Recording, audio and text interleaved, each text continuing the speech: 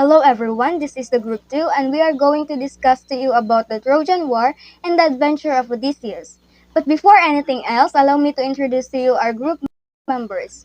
So first we have Jason De Los Santos, Laika Ira A. Pagador, Pawaon Maria Cristina May, Ina Barrios, and lastly, Anggoling Hadassah Faye. Once again, hello everyone. I am Laika Ira A. Pagador and I am going to discuss to you about the Trojan War, and together with me is Maria Cristina May Pawaon. The Trojan War was waged against the city of Troy by the Achaeans or Greeks after Paris of Troy took Helen from her husband Menelaus, king of Sparta. The war is one of the most important events in Greek mythology and has been narrated through many works of Greek literature, most notably Homer's Iliad. The core of the book, Iliad, describes 4 days and 2 nights in the 10th year of the decade along siege of Troy. The Odyssey describes the journey home of Odysseus, one of the war's heroes. Other parts of the war are described in a cycle of epic poems which have survived through fragments. Episodes from the war provided material for Greek tragedy and other works of Greek literature, and Roman poets including Virgil and Ovid. Trojan War in Greek mythology is a war between the Greeks and the people of Troy. The strife began after the Trojan prince Paris abducted Helen, wife of Menelaus of Sparta. When Menelaus demanded her return, the Trojans refused. Menelaus then persuaded his brother Agamemnon to lead an army against Troy. At Aulis, troop ships gathered, led by the greatest Greek heroes Achilles, Patroclus, Diomedes, Odysseus, Nestor, and the 2 warriors named Ajax. To win favorable winds for the journey, Agamemnon sacrificed his daughter Iphigenia to Artemis. The winds came and fleets set sail to Troy. For 9 years, the Greeks ravaged Troy's surrounding cities and countrysides. But the city itself, well fortified and commanded by Hector and other sons of the royal household, held out. Finally, the Greeks built a large hollow wooden horse in which a small group of warriors was concealed. The other Greeks appeared to sail for home, leaving behind only the horse and Sinon, who deceitfully persuaded the Trojans, despite the warnings of Cassandra and Laocoon, to take the horse within the city walls. At night, the Greek returned. Their companions crept out of the horse and opened the city gates, and Troy was destroyed. The gods took great interest in the war. Poseidon, Hera, and Athena aided the Greeks, while Aphrodite and Ares favored the Trojans. Zeus and Apollo, although frequently involved in the action of the war, remained impartial. The events of the final year of the war constitute the main part of the Iliad of Homer. The Trojan War probably reflected a real war in circa 1200 BC between the invading Greeks and the people of Troas, possibly over control of trade through the Dardanelles. The Trojan War was huge and important in Greek mythology.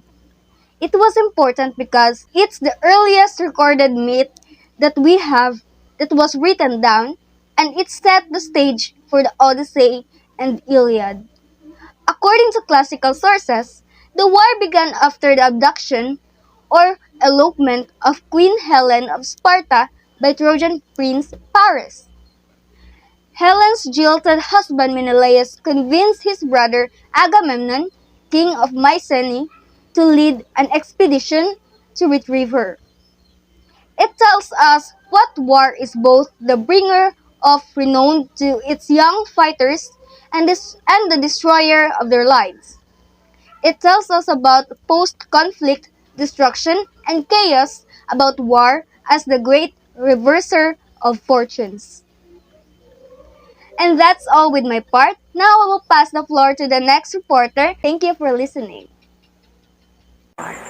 Good day everyone, my name is Sadasa Faye E. Anggoling and I'm going to discuss to you the characters and characteristics of Trojan War. So here are the list of Trojan War characters or heroes. The first one, in Greeks, Agamemnon, the king of Mycenae. Agamemnon shares a supreme command of the Greek troops with his brother Menelaus. An epithet of his king of heroes reflect this status. As a commander, however, he often lacks good public relations skills, as shown by his feud with Achilles in Book 1, and by his ill-considered strategy of suggesting that all troops go home in Book 2. Upon his return home, Agamemnon is murdered by his wife Clytemnestra and her lover Aegisthus. The second one is Menelaus, the king of Sparta. Menelaus is the husband of Helen, the cause celebrate of the war. He tries to win Helen back by fighting Paris in single combat, but Aphrodite carried Paris off when it seemed that Menelaus would win, despite his notionally equal say in commanding the troops with his brother Agamemnon. In practice, Agamemnon often dominates. The third one is Achilles. This swift-footed warrior is the greatest on the Greek side. His father is Peleus, a great warrior in his own right, and his mother is Thetis, a sea nymph. The consequences of Achilles' rage at Agamemnon for confiscating his Geras, prize of honor, are the subject of the Iliad. Achilles kills Hector but is killed by a poisoned arrow in the heel, the only vulnerable place on his body. So the fourth one is Patroclus, Achilles' foster brother and closest friend. Although Patroclus is a formidable hero, he is valued for his kind and gentle nature. Patroclus is killed by Hector while wearing the armor of Achilles. The fifth one is Ajax the Great. This prince of Salamis is the son of Telamon. He once fight all afternoon in single combat with Hector. Since neither one can decisively won the other, they part as friends. Ajax's most glorious achievement is fighting the Trojans back from the ships almost single-handedly. He commits suicide after the armor of Achilles is awarded to Odysseus rather than to himself. Sixth one is Diomedes. In his day of glory, Diomedes kills Pandarus and wounds Aeneas before taking on the gods. He stabs Aphrodite in the wrist and, with Athena as his charioteer, wounds Ares in the stomach. Along with Odysseus, he also conducts a successful night raid against King Rhesus. The seventh is Odysseus, the son of Laertes, is known for his cleverness and glib tongue. His accomplishments include a successful night raid against King Rhesus, winning the armor of Achilles, and engineering the famous Trojan horse. His 10-year trip home to Ithaca, where his wife Penelope awaits, is the subject of Odyssey.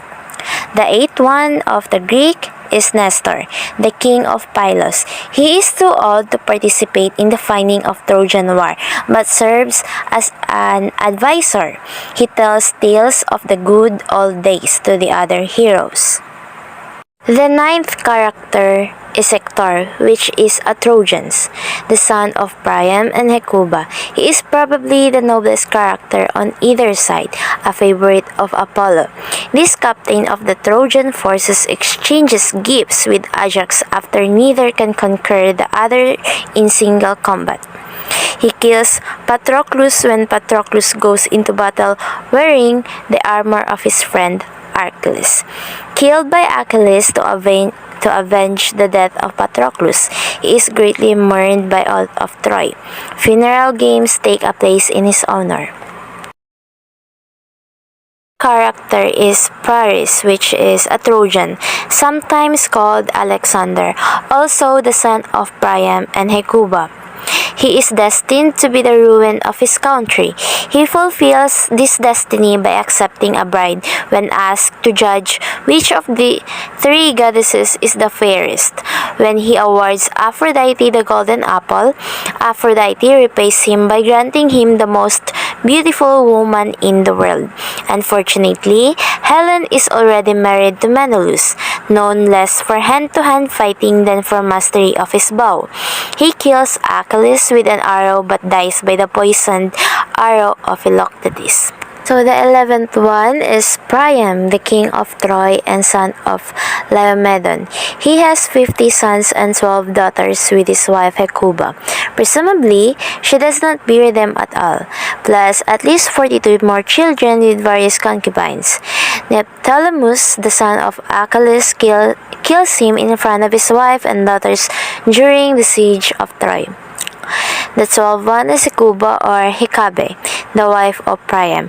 She suffers the loss of most of her children but survives the fall of Troy. She is later turned into a dog. So the 13th one is Andromache, the wife of Hector and mother of Astyanax.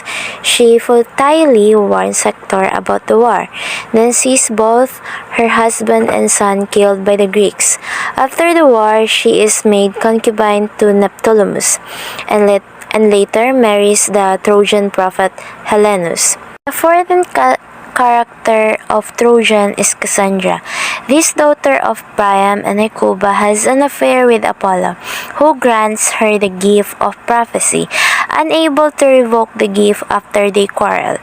Apollo curses her by preventing anyone from believing her predictions. Among her warning is that the Trojan horse contains Greeks. After Troy falls, she is given to Agamemnon, who tactlessly brings her home to his wife Clytemnestra. Clytemnestra and her lover Aegisthus kill Agamemnon, and Cassandra, leaving Agamemnon's sons Orestes, egged on by his sister Electra, to avenge the deaths and kill Clytemnestra and Aegisthus. Moving forward for the 15th character, which is Laocoon, yet another son of Priam and Hecuba. This priest of Apollo shares Cassandra's doubt about the merits of bringing the Trojan horse into the city.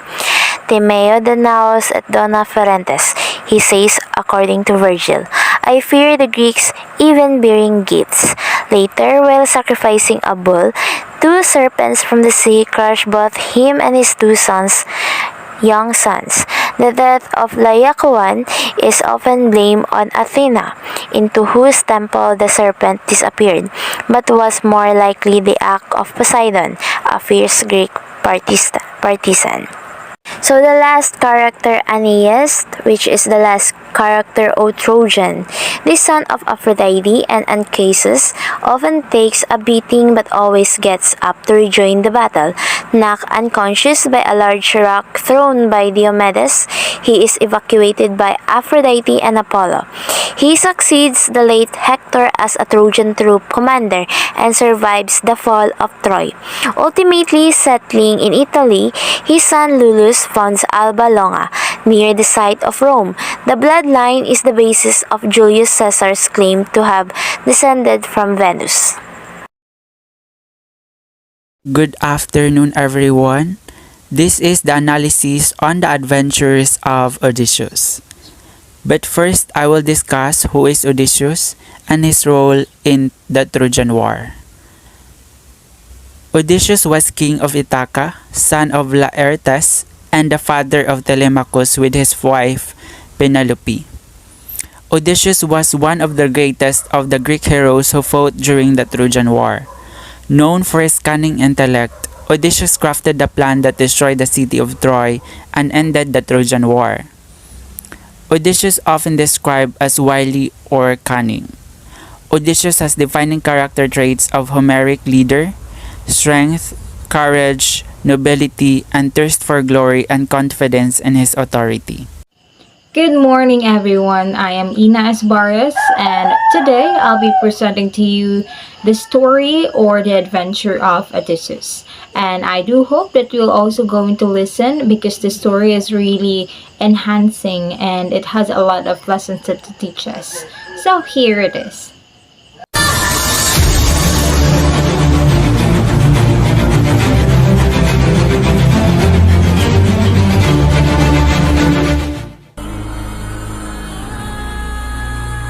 Sometime after their marriage, Odysseus, king of Ithaca, and his lovely wife Penelope, had a son, whom they named Telemachus. Their lives seemed to be in perfect bliss, until news reached Ithaca, that Helen, wife of King Menelaus, of Sparta, had been abducted by Prince Paris of Troy. Acting upon the oath, sworn by Helen's suitors, Menelaus summoned all of them, to help him bring back his wife. Surprisingly, Odysseus, who had proposed the oath, was reluctant to answer the call to aid. He refused to join the quest, not because of cowardice, but because he had been warned by the seer of Ithaca, Halitherses, that if he journeyed to Sparta to join the quest, it would take him a long and arduous time to return home. So in order to escape this, Odysseus pretended to be mad. Every day, he harnessed a donkey and an ox to a plow, and then started sowing salt on a field. When Palamedes, the man sent to recruit Odysseus, saw this hilarious act, he was not convinced in the slightest that the king of Ithaca had gone mad, for he was aware of his cunning nature. Odysseus had quite a reputation. Palamedes put baby Telemachus in front of the plow, in order to test his sanity, and just as he expected, Odysseus immediately changed course, thereby exposing his plan. Odysseus was left with no choice but to join the expedition. He bade farewell to his wife and son, and set out to Sparta. He never forgave Palamedes for making him leave his family, and would later carry out his revenge in the future. When the Greeks had assembled an army against Troy, Odysseus learned a prophecy from the prophet Calchas, that the Greeks would win the war if only a warrior named Achilles joined their forces. Achilles was the demigod son of the goddess Thetis and King Peleus. Fearing a prophecy that Achilles would either live a long peaceful life or die a glorious death as a mighty warrior, Thetis had dipped him in the river Styx as a baby. The river made Achilles invulnerable, except his heels, where his mother had held him. Thetis then sent him, disguised as a woman, to the court of King Lycomedes of Skyros. Knowing this, the crafty Odysseus visited the court of Lycomedes, disguised as a peddler, selling women's clothes. He hid a spear among his goods, and Achilles was the only one who showed interest in the spear when he saw it. In a different story, Odysseus blew a battle horn in a fake attack on Skyros, and everyone fled at the sound, except Achilles. Having been revealed, Achilles joined the Greeks in the war against the Trojans. During the war, Odysseus devised a plan to penetrate the walls and gates of Troy. He ordered the construction of a huge wooden horse, popularly called the Trojan horse, leaving it near the gates of Troy.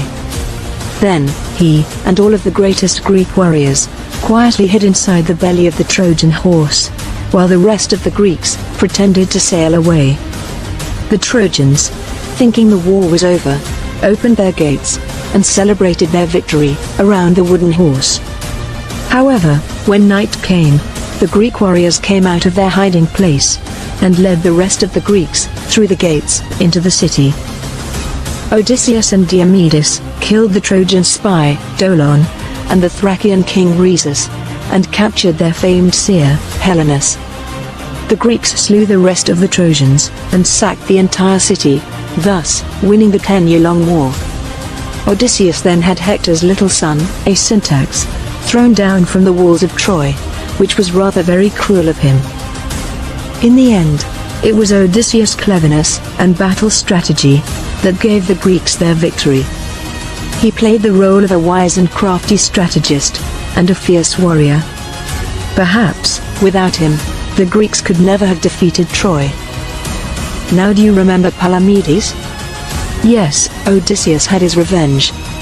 He and Diomedes fooled Palamedes into entering a well, convincing him that treasures laid hidden inside. The moment Palamedes was inside the well, Odysseus and Diomedes started throwing rocks at him, till he was dead and buried at the bottom of the well.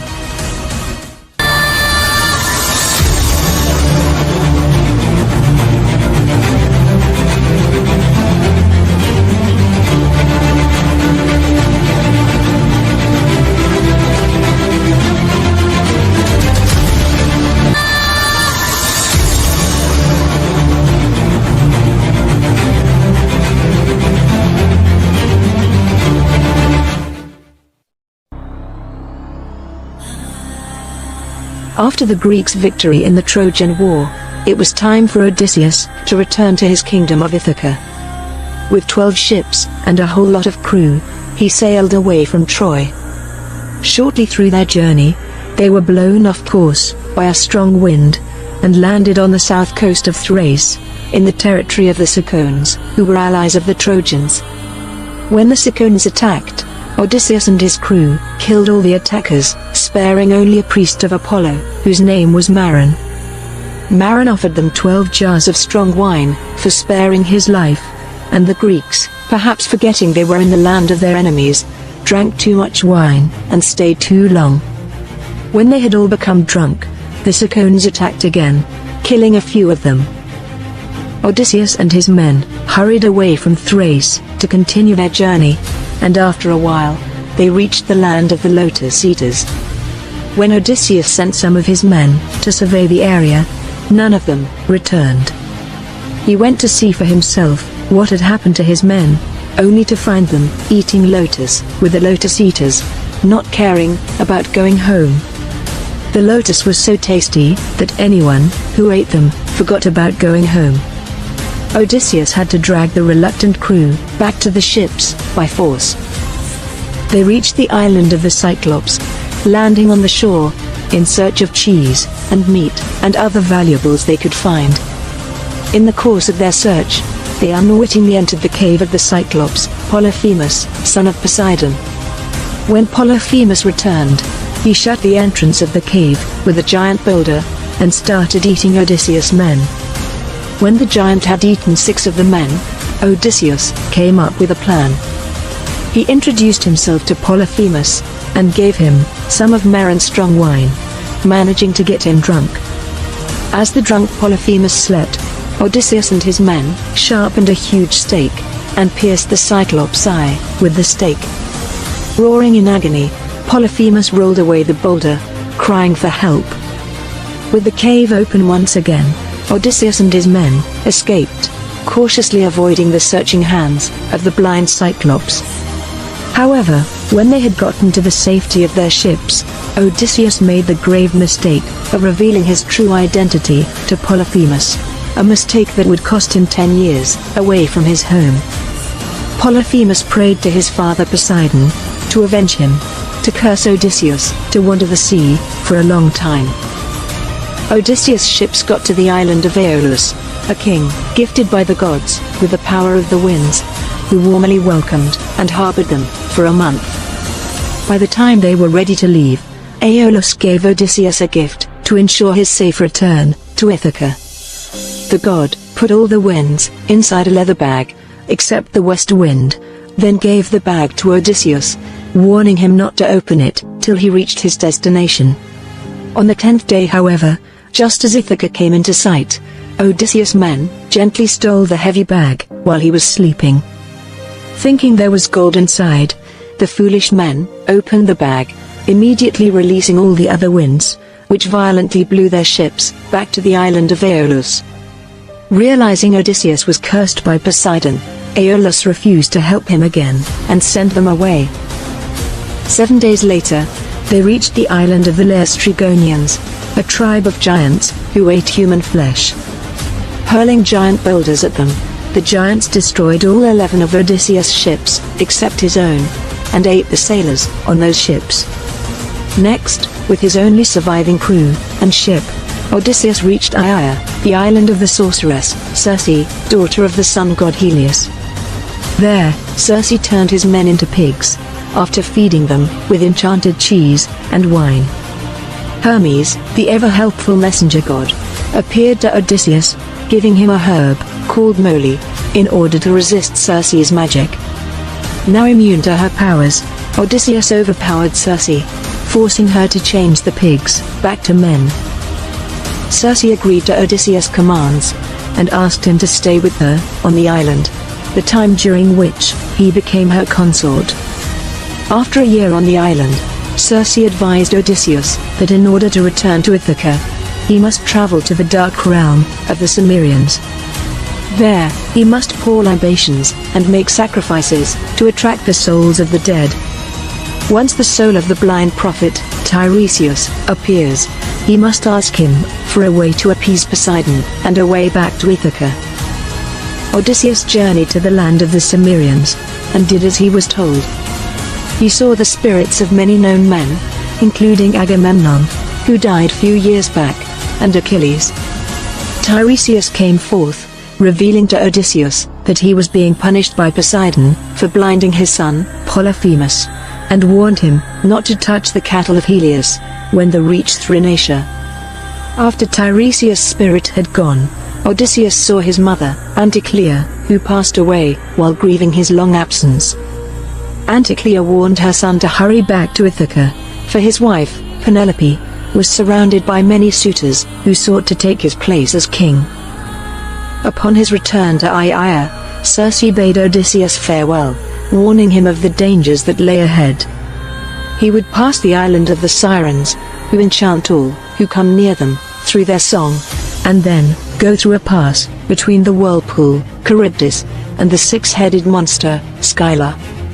When they got to the island of the Sirens, Odysseus ordered his men to stuff their ears with beeswax, and tightly bound himself to the mast of the ship, so that he would escape unharmed, while also able to hear the Sirens' beautiful song.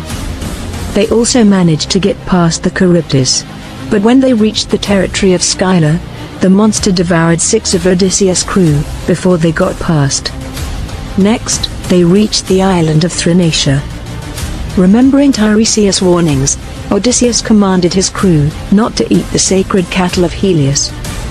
But in his absence, they went ahead and ate the cattle, thus enraging Helios. Helios asked Zeus to punish the insolent men, or he would take the sun with him to the underworld. Zeus sent a violent storm, which killed all of Odysseus' crew, sparing only him. The sea carried Odysseus to the island of Ogygia, where the witch, Calypso, fell in love with him, and kept him captive for 7 years.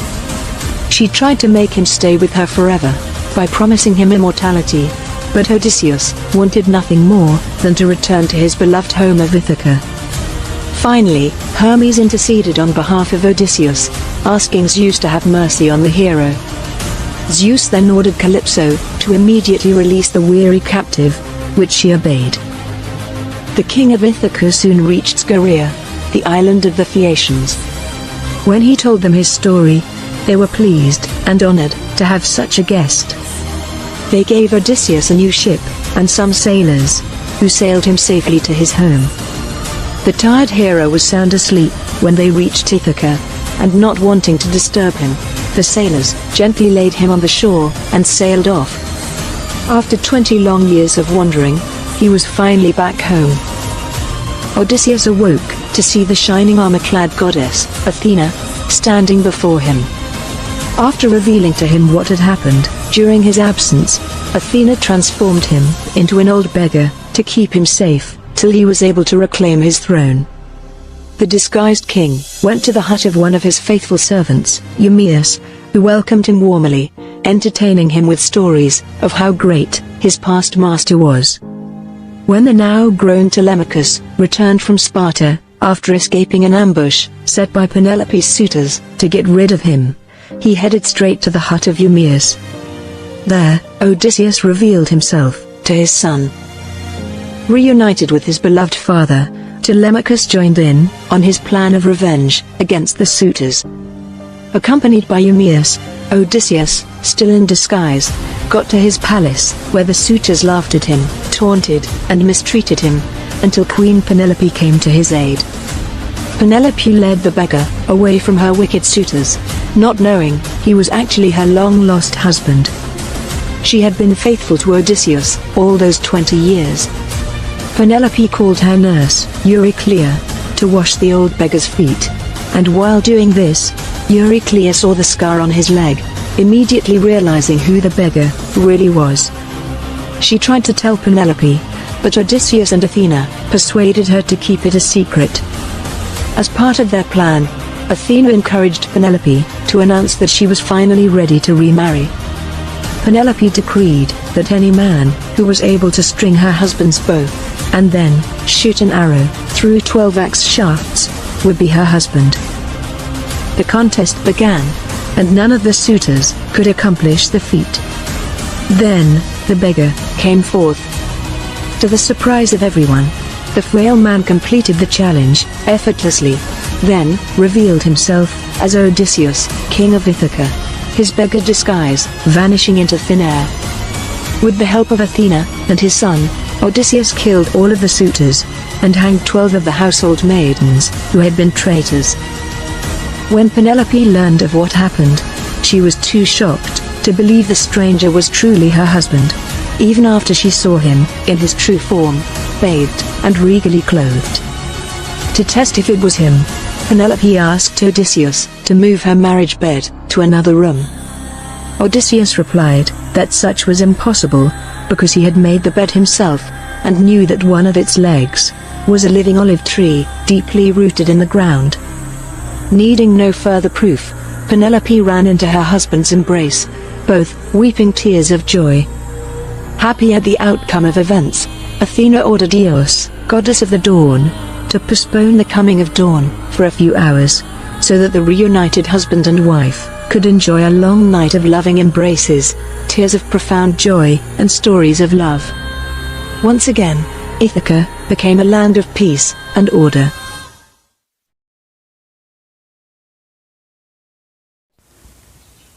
There's an important lesson in the Odyssey that we can all live by.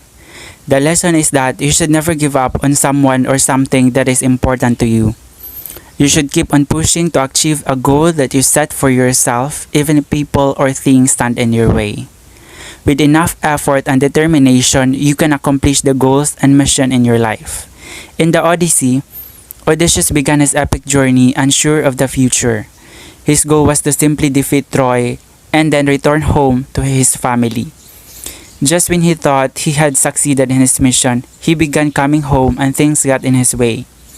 His situation looked bad, but he didn't give up. He spent 7 helpless years with Calypso, but he never forgot about his goal.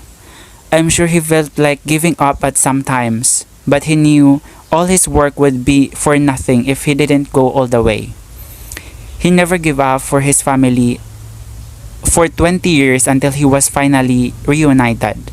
He kept trying no matter what kind of trouble he got, from the gods to evil creatures.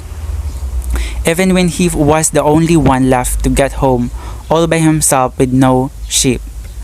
The moral values in the story include loyalty, compassion, self-control, and perseverance.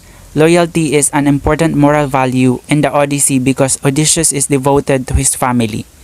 He is determined to return home to his wife despite of all the obstacles in his way.